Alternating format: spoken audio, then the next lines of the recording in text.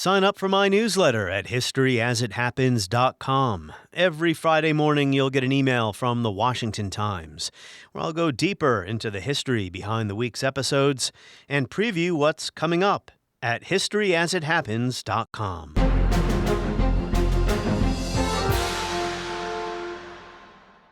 History as It Happens, August 31st, 2023. Counteroffensive. The fight back has come at a considerable cost. Bloody and slow, but there has been a battlefield breakthrough. A newly liberated territory. Russia claims it stopped a wave of Ukrainian drones targeting Crimea. It says it destroyed more than 40 signs UAVs. of some progress in the country's counteroffensive. The Ukrainian commanders say this march into the village of Robertine is a major breakthrough. Ukraine's summer offensive has made meager gains against Russia's defenses, with success measured in yards and miles at enormous cost. It is a war of attrition, and in wars of attrition, it might look like nothing is happening until one side cracks. Until that happens, this war is drawing comparisons to the Great War. It killed millions, and it also killed an idea that such a war in Europe was impossible.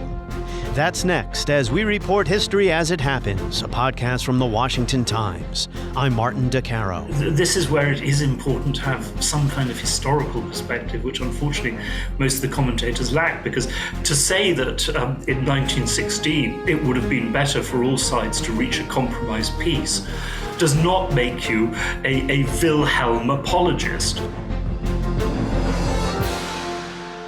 When Austro-Hungarian Emperor Franz Joseph, brandishing his blank check from Germany, sent his armies into Serbia, when Russia mobilized, when Germany violated Belgium's neutrality, few people, politicians, generals, ordinary citizens, expected the war to last 4 years and kill more than 10 million people, and destroy the continent's prosperity when it was at its peak of cultural and intellectual achievement, as John Keegan once put it. Or, as historian Margaret Macmillan put it in a recent essay in Foreign Affairs, the official publication of the Council on Foreign Relations, in the spring of 1914, few thought that a land war between major European powers was possible.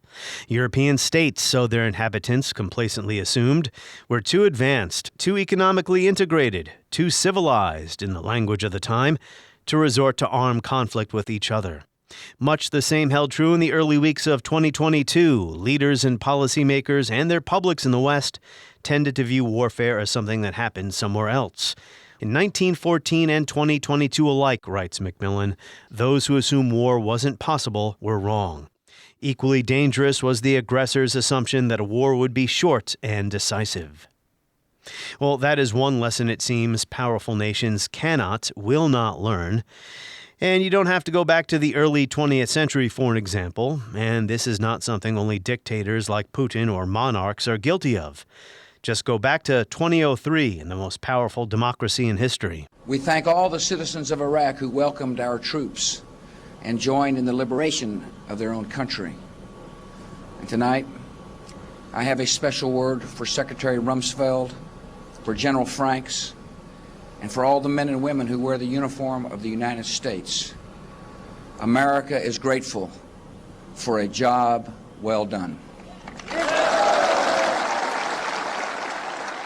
Maybe it was foolish for anyone in the West to think Ukraine's counteroffensive, operating without air supremacy, could cause a collapse in the Russian lines or provoke a decisive battle, the beginning of the end for Putin's war of aggression.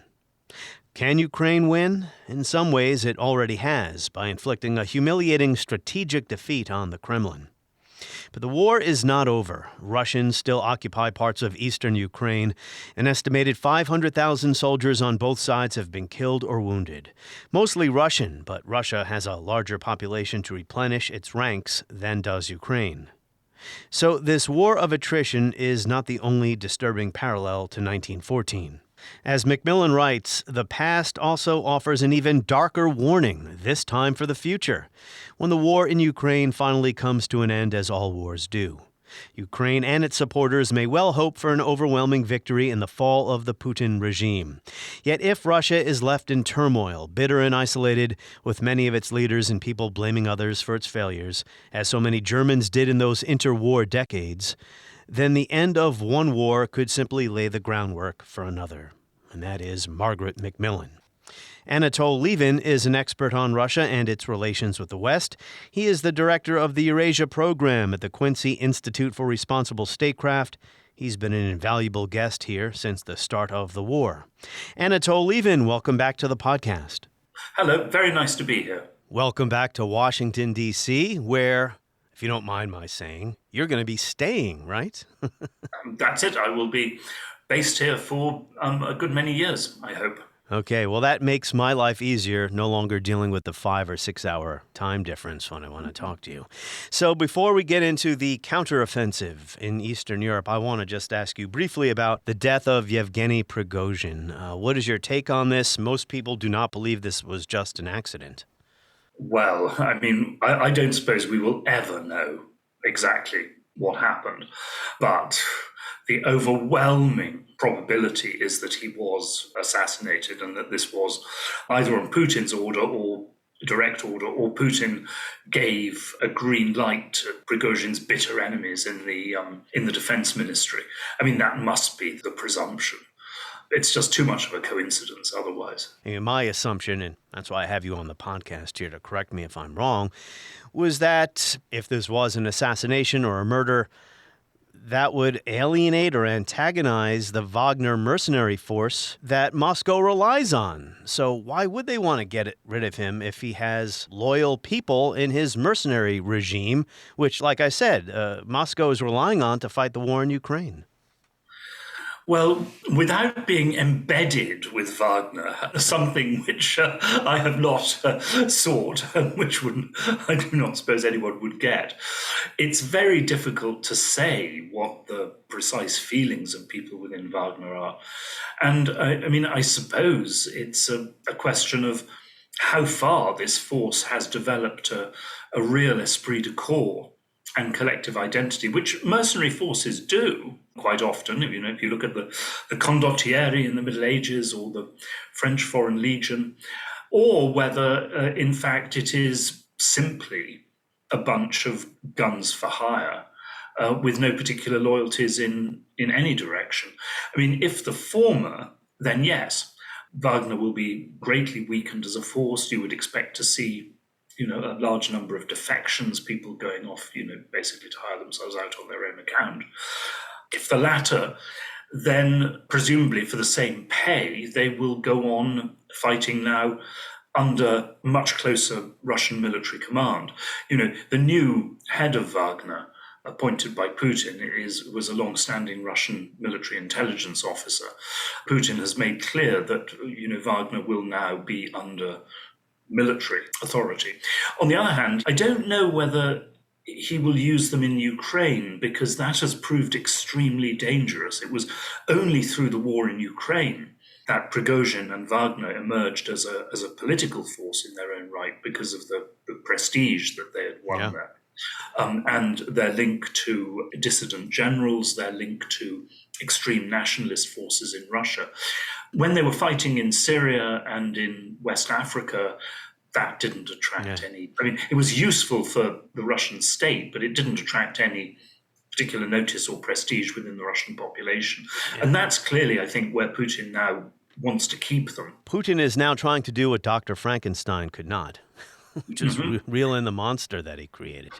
Indeed. Yeah. So a final word about this, Anatol, is the lesson here may be that folks who thought, the Putin regime was cracking and this was the beginning of the end, referring to Prigozhin's 36-hour mutiny, that is not the case. The regime is holding on for now.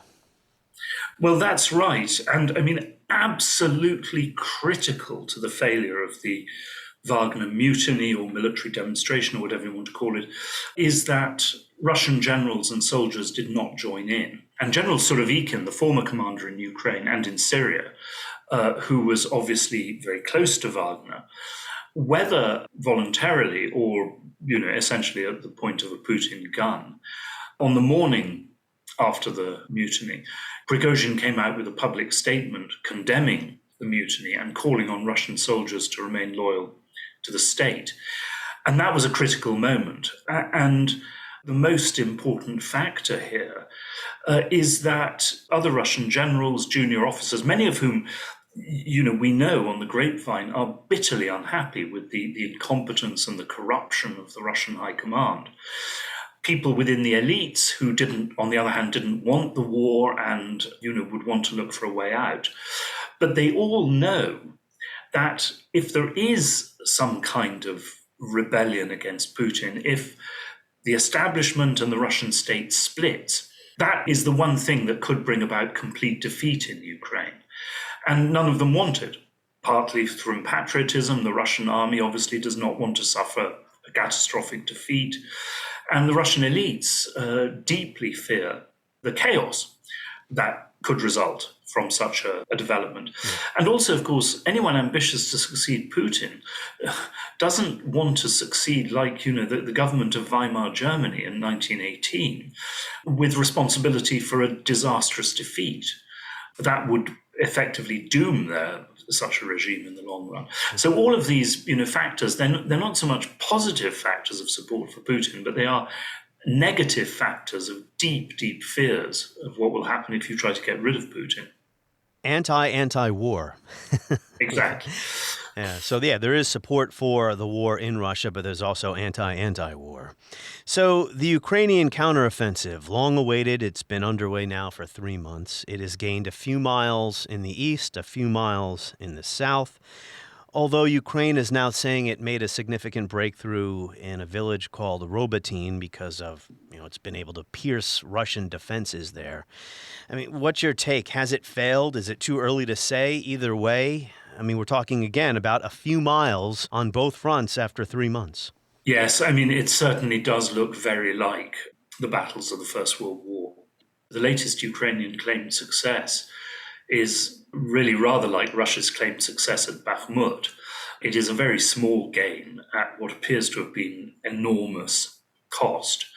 There was a piece on the BBC yesterday, I think, saying that Pentagon estimates are now that Ukraine has suffered 70,000 dead in this war, approximately, many of them in the past 3 months. And, the Ukrainian population is much smaller, well under a third of the size, and it can't generate that number of troops in the long run.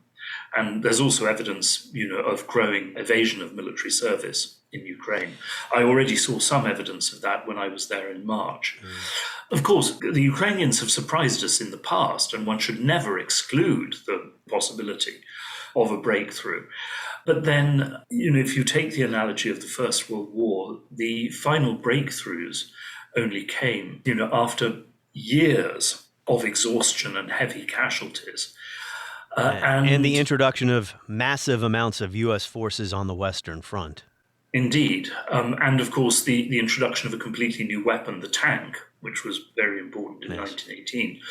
It's not clear that any of these factors are working on the Ukrainian side. Now, that's not to say that, Russia will be able to advance either. This war really has, a bit like the First World War, emphasized that at the moment, the balance of military technology appears very much to favor the defensive. Yeah, I want to get into the nature of warfare and comparisons to World War I as well. I actually have John Keegan's book here, The First World War. I love that book. Mm-hmm. He argues that tanks were not decisive in World War I. Well, we can return to that. But technologically, right, we're dealing with 21st century warfare. But we're back to the defense has the advantage, and whenever the offense punches through, it's incapable of following up and, accomplishing a major, a la the Italians at Caporetto in 1917, a precipitous, disastrous retreat and defeat. That's not happening here. But let me ask you, though, last summer, the Ukrainians did have a major success in their counteroffensive. What's the difference this time around? It was basically extremely bad Russian generalship. The Russians had concentrated their forces in the south. They had stripped their forces in the north bare. It appears that the Russians were heavily outnumbered in that area. Since then, of course, the Russians have had almost a year to prepare their defenses along the entire line, and have also pulled back from the really vulnerable area like Kherson, west of the Dnieper River. Also, on both sides, something which didn't really exist on a large scale in the First World War, but is critical in this war, is mines. all the Ukrainian soldiers I talked to in March talked about mines as a critical factor, and I'm sorry to say that a good many of them had missing legs, to demonstrate this in the hospital.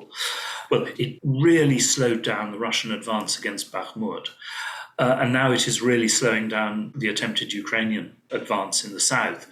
Add to that, of course, now these much smaller and more maneuverable anti-tank weapons, much more effective than those of the Second World War. And you do have something which has changed the previous equation in warfare, I think. Yeah. Armored thrusts ruled the day in World War II, not in this war. So, Anatol, pardon the sarcasm, but has NATO ever fought a war without air supremacy? Does the United States fight wars without air supremacy? How is Ukraine's counteroffensive supposed to succeed the way the West hoped it would or wants it to without air supremacy? And why would, without air supremacy, sorry, I'm answering my own question, why would Ukraine throw all their men to their deaths without the backing of air power? I think that's right. And, the Ukrainians, I think, felt that they had to attack, partly because they were warned by Washington, and they don't need to be warned, they're capable of reading the Western media, that this level of Western support is not guaranteed in the long run, and that if they didn't win a major victory quickly, they might never be able to do so. And of course, it's by no means clear that unless the West itself were to send NATO air forces into action, which of course would mean war with Russia, it's not clear that the number of planes that the West is willing to or possibly could provide would change the balance unless, America is prepared to transfer very large numbers of planes. But that, of course, as we've heard so often, if it's F-16s, means long periods of training. There isn't the ability to maintain them in Ukraine, so you would be essentially, flying them back to Poland to be serviced. All of this is very difficult stuff. And of course, in a ground war of this kind, the point about the high-level fighters like the F-16 is basically to give cover to ground attack aircraft and helicopters. The nullification of those by Ukrainian forces, of the Russians, in the first months of the war was one of the most striking elements and one of the most striking reasons for Russian failure. Now the Russians seem to have restored their position to a considerable extent. Yeah, neither side has been able to establish air supremacy, which has been a puzzle of the war. Indeed it has. And I think... Although let me just amend my statement there. Although we know why Ukraine hasn't, they don't really have the hardware, right? And a handful of F-16s probably won't make the difference, but go ahead. There are two other factors. I've been reading histories of the British Air Force in both the First and the Second World Wars. One factor was that in those days, planes were, certainly in the First World War, relatively quick to replace. You could produce them relatively fast if you had the industrial capacity to do so. That's not true today. These highly sophisticated aircraft take a long time to build. But the second thing is, if you read the casualty figures of the Royal Flying Corps in the First World War and of the RAF in the Second World War, by contemporary standards, it is hard to imagine how pilots can have gone on flying. Because, they were quite literally suicide missions. You know the figures, the average life expectancy of 11 days. In the Second World War, you had a loss rate in bomber command approaching 5%. And bomber crews were supposed to fly 20 missions. Do the math. What were your chances of survival on average? In the United States, the initial B-17 bombing runs over Europe were disastrous. Not until there was a long-range fighter escort, the P-51, something like P-47, right? Yeah, so. But they kept flying. And I think, part of the factor may be that Russian pilots, I don't know about Ukrainians, just will not press home their attacks in the face of those kinds of losses. The United States produced 300,000 military aircraft of all kinds in World War II, not just bombers, but think of that staggering figure. I don't know how many of them survived the war, though. I don't have that at my fingertips. So what do you make of this New York Times report from, I don't know, a week or so ago about the counteroffensive that Ukraine has too many troops in the wrong places and is attacking strategically insignificant targets like Bakhmut? Why bother retaking a mound of rubble? I mean, is there any legitimacy to these criticisms? Not really, I think, because the Ukrainians obviously intended to. And even if they hadn't signaled this, it was going to be obvious. And of course, a factor we haven't mentioned is satellite technology. Just as in the First World War, one of the reasons you couldn't break through is that in order to build up the forces necessary to break through, it took a period of months, and the other side could see what you were doing, concentrate their defensive forces accordingly. These days, that's even more the case because, of course, both sides are relying on satellites who can tell exactly what forces are being concentrated where. So, no, I think what has happened is that the Ukrainians, having failed to punch through to the Sea of Azov in the south, which obviously was their strategic goal, are now seeking, both by attacks elsewhere, but also by these drone attacks into Russia, there was a big wave of these yesterday, are seeking to distract and divert Russian forces in the hope that you may be able to do that on a sufficient scale to be able to break through. Or perhaps that at least you will be able to gain, it's exactly the same rationale for the strategically pointless Russian attacks on Bakhmut, that you may be able to gain enough ground to present this politically as a victory.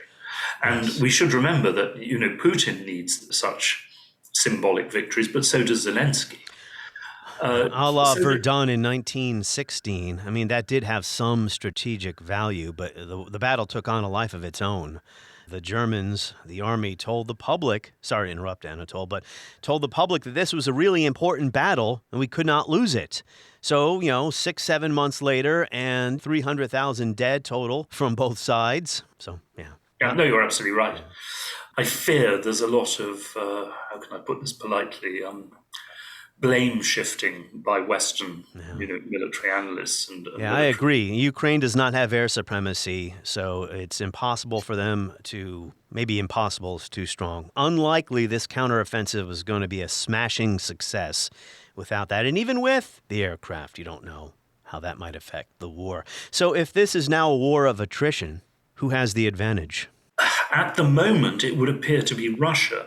It is simply a much bigger country. It can manufacture many times the ammunition and the guns of Ukraine. In a defensive war, these factors are critical: the number of troops, the number of guns. And the West, and especially America, can, of course, provide sophisticated weapons. But it would appear, certainly in the case of Europe has just lost the military capacity to produce enough weapons on that scale and isn't ramping it up on the scale necessary to help Ukraine. The United States could massively increase its production of weapons in order to supply Ukraine. But once again, this is a more complicated and longer process than in the Second World War. And, it would require an additional burden on the US taxpayer. And, as people within the Pentagon have been quietly saying, there are obvious risks in circumstances where relations with China are so tense and dangerous. This isn't simply a matter of, opening the taps and passing enormous quantities of weapons to Ukraine. And I know these are hard questions to answer as well. We're predicting the future here. The military historian Cathal Nolan, who's been a guest on my podcast several times, he's really excellent. He told me that in a war of attrition, it looks like nothing is happening until one side cracks. But the cracking is usually political, not on the battlefield. Again, to my earlier point, you're not going to see, a precipitous Russian defeat and retreat on the eastern or southern front where, in a week, Ukrainian tanks are rolling into Crimea. But, you could have political cracking. We've already been over the Putin regime. It looks like it's going to hold on for now. I mean, in Ukraine, is it safe to assume that most people want to continue on fighting like this? Or what's the deal? Well, it's very difficult to say because when I was in Ukraine, and this of course was March before the offensive, so people were still hoping for great things from the offensive. Undoubtedly, a majority of the people I talked to, a significant majority, favoured fighting on for the complete recovery of all the territory that Ukraine has lost since 2014. But there was a large minority who said, no, look, in the last resort, if we can preserve the independence of the great majority of Ukraine, then we may have to let some of this territory go. However, I mean, the reason why it's so difficult to say is that not one of the people I talked to who said this were willing to say it on the record. There are, very, very strong restrictions, limits, inhibitions against saying this in public in Ukraine. My impression from talking to Russians is that if Putin were to propose or accept a ceasefire along the existing battle lines, which of course would be vastly short of what he hoped to achieve at the beginning of the war, it would mean the rest of Ukraine was lost, is going to join the West, if not formally, then at least informally, which indeed it already has. But that a large majority of the Russian elites and the Russian population would accept that as a sufficient victory. And of course, Putin would present it as a tremendous victory. And partly from brainwashing, but partly because it wouldn't be a complete victory, but it also wouldn't be a crushing defeat. There would be bitter unhappiness within Wagner and within the hardline nationalist camp linked to Wagner. But their call has been for a total mobilization of the Russian population and the Russian economy, basically back to 1942. And we are quite sure that would not be popular with Russian business classes because it would mean nationalization. It would reduce them back to being state managers. In the consumer sector would ruin them. But I don't think that a majority of the population would go for that. Yeah. This has already been a strategic defeat for Russia, though. Oh, absolutely. No, I mean, I keep pointing this out. Look, when he started this war, Putin was aiming at subjugating the whole of Ukraine. When he gave that up, he was hoping essentially to break off, 2/5 or half the country and join it to Russia. Now, both of those agendas have failed. I mean, Russia has, through these massive sacrifices, has managed to gain part of 2 provinces of Ukraine, But this is not just a defeat in terms of the ambitions of last year. This is a crushing defeat for Russia in terms of the past more than 300 years, 400 years almost, in which Russia has dominated most of Ukraine.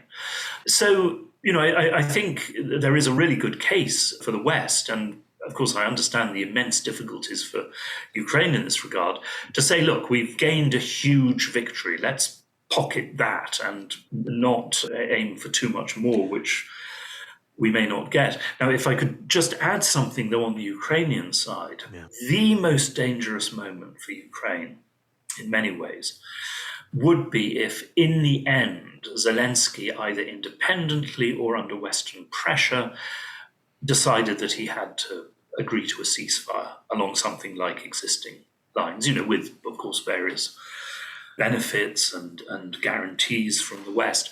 Because, there have been advisors to Zelensky who have said on the record that if he does that, he will sign his political death warrant.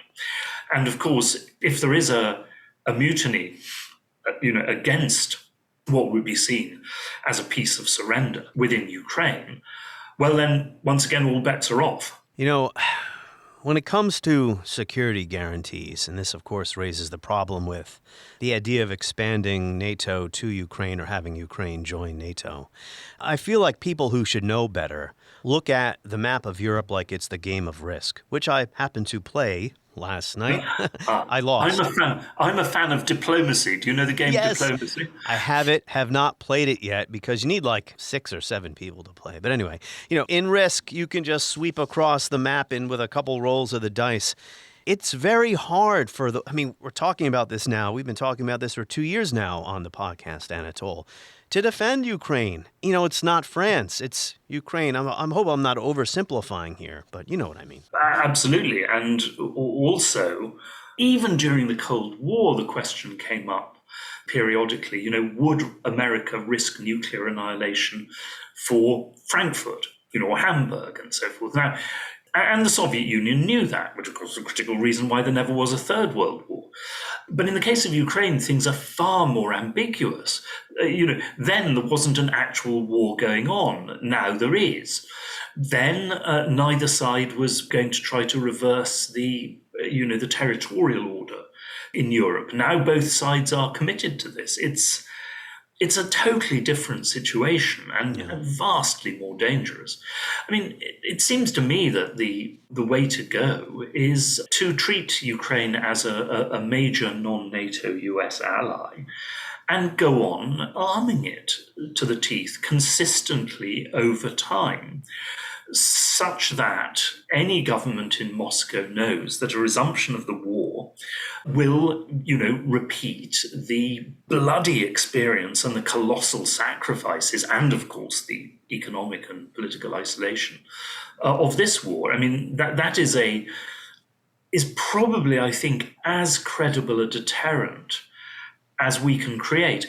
Plus, of course, really helping Ukraine to join the European Union. But that's a complicated issue because that involves political and economic reforms, which are very difficult and which we simply cannot say that Ukraine will necessarily be capable of. There's another point I want to raise, too, before we talk about the nature of warfare, nature of combat, because we're on the subject of defeat here, and this is a strategic Russian defeat. I don't like talking about wars like sporting events, a clear winner, a clear loser. There are no good outcomes here. So let's take Ukraine. Tens of thousands of people dead, civilians and soldiers.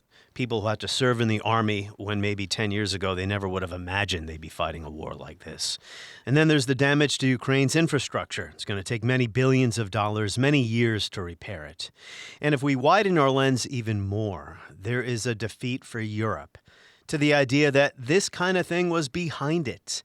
I'll share with you a couple of observations from an essay written by the great Margaret Macmillan, the historian. She wrote an essay, How Wars Don't End in Foreign Affairs.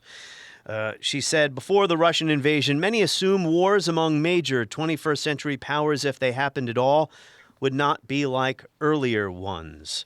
She says, in the spring of 1914, few thought that a land war between major European powers was possible.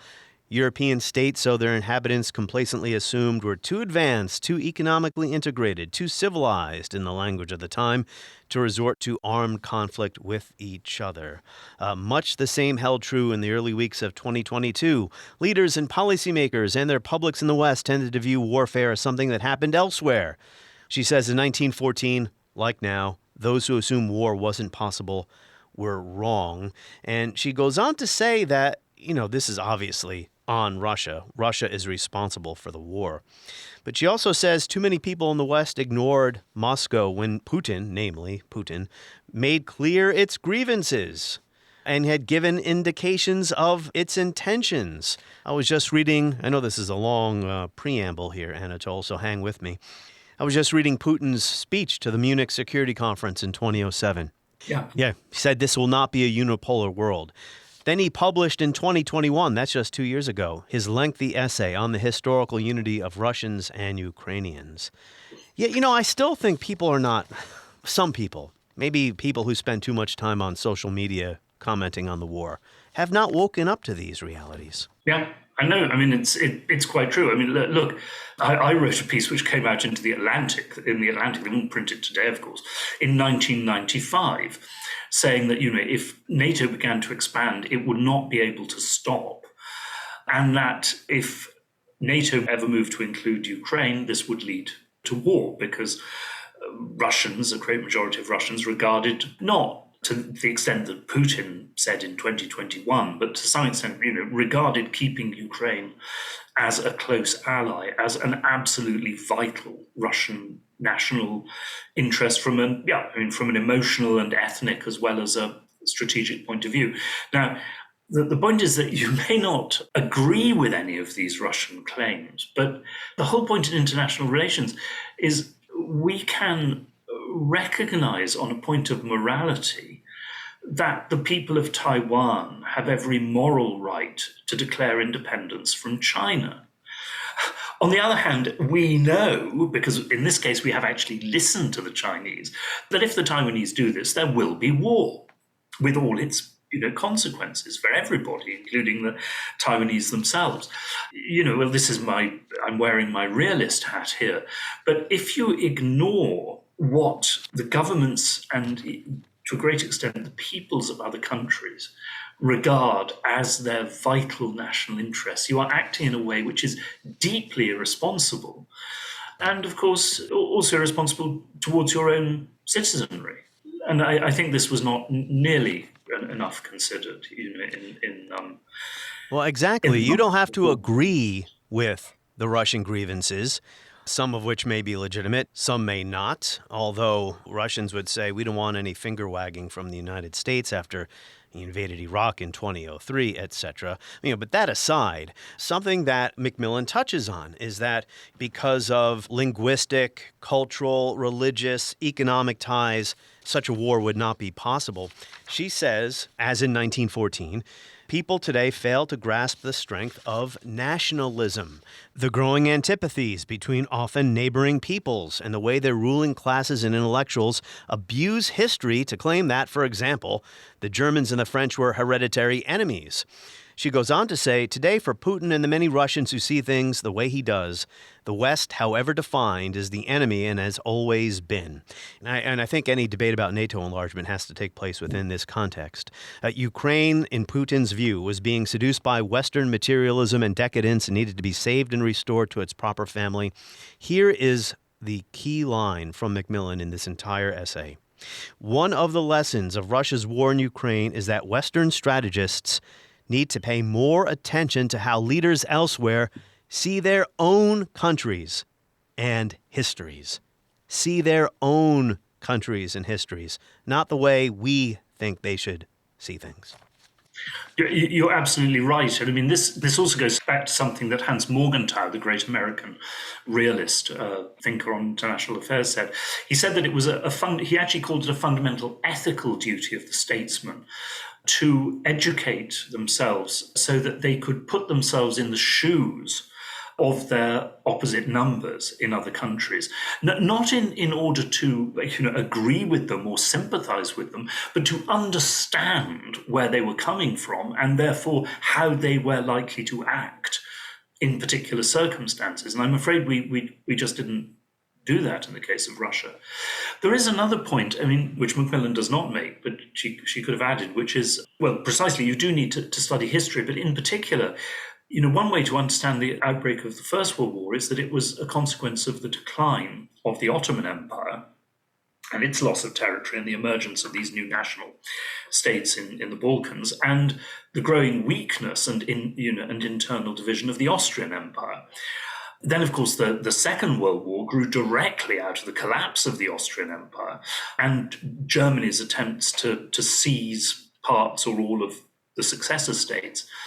The wars in the Balkans, which I see as in many ways, in Yugoslavia in the 1990s, were also a post-imperial war, the result of the collapse of the Yugoslav Empire, to call it that, but also going further back of the Austrian and Ottoman empires. And that really prefigured the wars that I covered in the Caucasus, which were a consequence of the collapse of the Soviet Empire, and now, of course, finally, Ukraine. The point is that these nationalisms that Macmillan talks about and you just talked about, were released by the collapse of empires. And completely true also of the collapse of the British Empire in South Asia, of the French Empire in various places. That is a prism through which we should have looked at the fall of the Soviet Union, and we should have expected this kind of national conflict and done our best to try to put systems in place to avoid it. Yeah, rather than ignore it or just downplay Russian feelings of humiliation, even though, I'm with the folks who say doesn't mean they're legitimate. What Putin has done here, what Russia has done here. Macmillan makes another point. Putin is not a CFO of the Russian establishment. They're not a bunch of accountants sitting behind a desk wondering, all right, what's the cost-benefit analysis of this investment we're going to make next fiscal quarter? They're not tabulating costs and benefits, because if they had done that, they wouldn't have invaded Ukraine. They would have made a more sober calculation. Emotions, says Macmillan. Resentment, pride, fear, humiliation. Putin remembers the humiliations he witnessed as a young KGB officer. And some of these, of course, are playing out on the other side of the border. There's Ukrainian nationalism. It is their country that's been brutalized in all of this. So, of course, they want to expel all Russian forces from their territory. To Macmillan's essay title, How Wars Don't End. Yes, going back to the aftermath of the First World War again, I've often quoted with regard to Putin, who is often seen as completely cynical and cold-blooded and self-interested, which of course in many ways he is. But there was a famous comment by the British economist John Maynard Keynes at the Versailles Peace Conference about the French leader Clemenceau. He said that Clemenceau is a completely cynical, disillusioned machine politician, totally disenchanted view of the world in general. A man with only one illusion, France. Yes. Wasn't it Clemenceau who said war's too important to be left to the generals? Yeah. But I think, Putin is probably a man with only one illusion, Russia. And himself. Well, but I think, the whole point about leaders like that is in their own minds, their own identity and position and their country become completely, psychologically mixed up. I think it very likely that Putin quite honestly can't tell the difference between himself and Russia. L'état, c'est moi. Yep. Couple more things here before we wrap it up, Anatol. Back to the nature of warfare. This is supposed to be modern warfare. We're seeing drones, etc. We have modern aircraft. Yet it is playing out a little bit like World War I. I don't want to take that comparison too far. But tanks are not decisive in this war. We're back to trenches, bunkers. What are we learning about modern warfare here that maybe people should have known beforehand? I think the most important thing of all is that in a ground war, you still need masses and masses of infantry soldiers, and you can only generate them through conscription. And that is a huge question for every modern society, but especially Western societies. Because until this war, we all thought that wars were going to be waged by small, numbers of professional specialist soldiers. Now it turns out, no. You need all this ultra-modern high-tech stuff, but you also need hundreds of thousands, or in the end, millions of conscripts. There is a real factor to which the country that can mobilize enough conscripts will win. And that, of course, is also about the domestic strength of the regime. Ukraine prevailed last year and has sustained itself so far, very largely simply because the Ukrainian government had the moral authority to conscript huge numbers of people. Putin hesitated to do so because he was afraid of domestic unpopularity. And indeed, he still hasn't mobilized nearly the numbers of troops that Russia could mobilize. So I think that is the most striking contrast with the possibly biggest implications for the future. Now, it doesn't, of course, apply to air-sea wars, such as the one that is, God forbid, being contemplated between the US and China. But it absolutely applies to any major ground war in future. So I will leave you with this, Anatol. As I often do, I take out John Keegan's The First World War and I go to the final page. He says the First World War is a mystery. I'm not sure this war is a mystery, but there are always mysterious things about wars. But anyway, I'll return to Keegan's prose here. Why, when the hope of bringing the conflict to a quick and decisive conclusion was everywhere dashed to the ground within months of its outbreak, did the combatants decide nevertheless to persist in their military effort, to mobilize for total war and eventually to commit the totality of their young manhood to mutual and existentially pointless slaughter?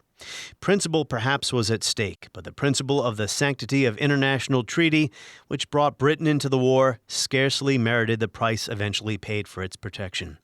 Defense of the national territory was at stake also, the principle for which France fought at almost unbearable damage to its national well-being. And you might say that Ukraine is fighting for that principle as well, defense of national territory, and possibly at an unbearable cost, unbearable damage to its national well-being. This is where it is important to have some kind of historical perspective, which unfortunately most of the commentators lack, because to say that in 1916 it would have been better for all sides to reach a compromise peace does not make you a Wilhelm apologist, or for that matter, a Nicholas II or a Franz Josef apologist, or a Lloyd George apologist. 100 years from now, I do not think that historians of the future will say that, those who today advocate a compromise peace were apologists for anyone. I think they'll say, just like their equivalents in 1916, that they were right. One more last point. I promise, kind of. Neither side right now, Russia, Ukraine, seems interested in really talking. And then there's, of course, if there were talks, what kind of concessions would Russia be willing to make? Namely, the nations or the provinces, I should say, of Ukraine that it annexed. They're going to give those up. Isn't it reasonable for Ukraine to expect at least those illegally annexed territories back? That's just one point. But we know, and you can look at U.S. wars, Korea, Vietnam. Negotiations can go on for years while both sides kill each other on the battlefield. Both sides must begin negotiating at some point. You're quite right. Even if negotiations for years don't lead to a conclusion, you've got to begin to talk. It was the same. This was an internal struggle, but it was the same in Northern Ireland. The conflict in Northern Ireland lasted for 30 years. But throughout that time, there were contacts and talks between the British and the IRA and the Loyalists. And eventually, that did lead to a peace settlement. I hope to God that it won't take 30 years for that to happen in Ukraine, but I'm sure that you've got to begin sometime and somewhere. That's right. By the time theatergoers saw this British movie-tone newsreel, pitched beside a rice field at Panmunjom, a small tent was used as the meeting place for the Korean truce talks liaison officers. Discussions between the United Nations team and the Communist representatives. The Korean War armistice talks had been going on for 2 years. Resumed, and an agreement to this effect was signed by both sides.